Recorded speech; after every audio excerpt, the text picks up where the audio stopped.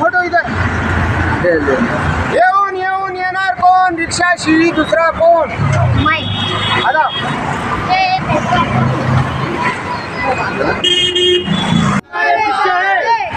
वकील साहब आगे बढ़ो तुम्हारे साथ है वकील साहब आगे बढ़ो तुम्हारे साथ है येऊन येऊन येणार कोण रिक्षाशी दुसरा कोण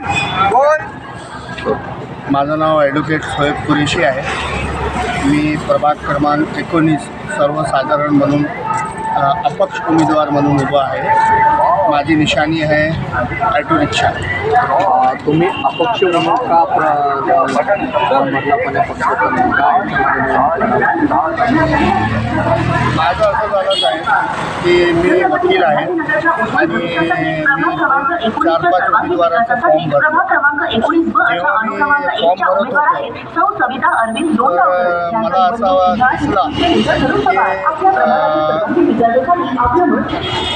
तर मी असं बघितलं कोर्टामध्ये आणि कलेक्टर ऑफिसमध्ये की 99% उमेदवार स्वतःचा फॉर्म स्वतः भरू शकत नाही.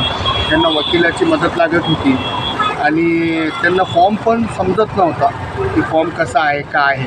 आणि इलेक्शन कमिशनने जे अटी व नियमावली लावलेली आहे ते त्यांना कळत पण नाही होते. त्यामुळे ते आमच्याकडे येत होते. तर मला असं वाटलं की आता इलेक्शनमध्ये उभं राहणं म्हणजे एक सुशिक्षित माणसाने उभं राहावा. जे माणूस स्वतःचा फॉर्म भरू शकत नाही ते समाजाचं काय कल्याण करणार आणि कॉर्पोरेशनमध्ये त्यांचं काय त्यांची मांडणार तो.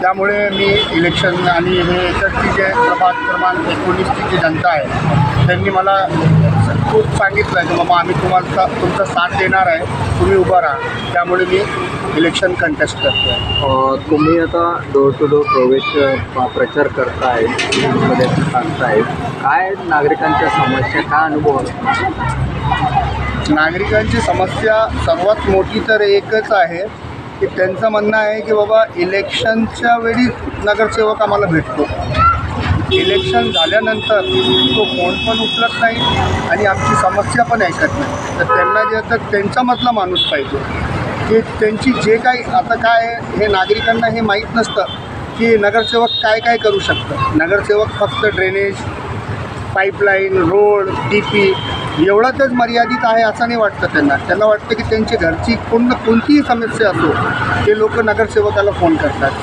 पण जे निवडून आलेले नगरसेवक आहे तो ते जे तर त्यांच्यापर्यंत पोहोचत नाही. तर त्यांना असं वाटतं की आमच्यामधला एक माणूस पाहिजे की आम्ही रात्री अपरात्री त्यांना काहीही समस्या असो त्यांना फोन लावला पाहिजे आणि त्यांनी फोन उचलला पाहिजे आणि तो माणूस त्यांच्यापर्यंत पोहोचला पाहिजे. आणि आता तर प्रभागामध्ये जे आहे ते ड्रेनेजची, पाणीची आणि जे तर घरकुलची आणि जे तर त्यांना जे तर लहान मुलांना जे तर शाळा, आरोग्य केंद्र हे समस्या आहे. काय तुमचं विजन असेल निवडून आल्यानंतर माझं विजन असेल की जे तर एक ते जे शिक्षण घेणारे लोक आहे, शिक्षण घेणारे जे मुलं आहे त्यांच्यासाठी एक महानगरपालिकेची शाळा उघडावी आणि ते CBSE पॅटर्नप्रमाणे चालावं. आरोग्य केंद्र असावा, एक सेतू सुविधा केंद्र असावा जेणेकरून जे तर लोकांना जे तर जास्त ज्यांचे हाल नाही व्हावे आणि त्यांनी ज्याची धावपळ नाही व्हावी, त्यांना सुविधा भेटावी. महानगरपालिकेने बरेच मालमत्ता पाडल्या, अजूनही मोबदला त्यांना मिळाला नाही. त्यासाठी तुम्ही काय करणार? हे बघा, हे खूप सारा प्रभाग आहे. प्रभागामध्ये खूप सारा म्हणजे एरिया आहे ज्याचे जे तर गुंठेवारी केलेले नाही, जे लिगलाईज नाही. तर मी अगोदर जे तर लोकांना जे तर मी वकील असल्यामुळे त्यांना ते लिगलाईज करण्याकरिता मदत करणार आणि जे तर त्यांचा मोबदला मिळवण्याकरिता महानगरपालिका किंवा मी वकील असल्यामुळे हायकोर्टातून त्यांना जे तर मी दाद मागणार त्यांच्यासाठी.